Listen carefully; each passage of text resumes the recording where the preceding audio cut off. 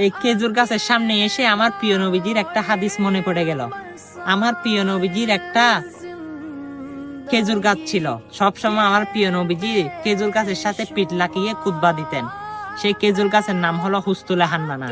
তখন নতুন মিম্বার ফাঁকা হওয়ায় সে খেজুর গাছকে উঠিয়ে ফেলে দেওয়া হয়েছিল। তখন সে খেজুর গাছ কাঁদতে লাগলো। তখন আমার রসুল খেয়াল করলো মরা খেজুরের গাছ কাঁদে। তখন তাকে জিজ্ঞাসা করলো, হে খেজুরের গাছ, তুমি কাঁদো কেন?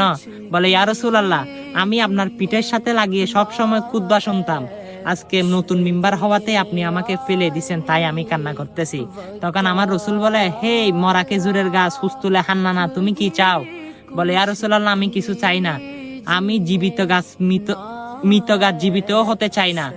আমার গাছের মধ্যে ফল ফলাদি ধরক, সেটাও আমি চাই না।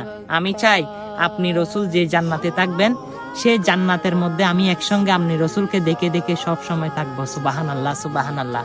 অবশ্য আমার প্রিয় নবীজি বলে, হে সাহাবী একরাম, তোমরা একে দাফন দিয়ে দাও। বর্তমানে যারা এখন হজ করতে যাবে, তারা যদি এই হুস্তুলে হান্নানার সামনে 2 রাকাত যদি নফল নামাজ পড়ে, তাদের জীবনের গুনাহ আল্লাহ রাব্বুল আলামিন মাফ করে দেয়। কি রাসূলের হাদিসটা তো শুনেছেন। ভিডিওটা সকল মুসলমানকে হুস্তুলে হান্নানার ঘটনাটা শেয়ার করে দেন। আমিন।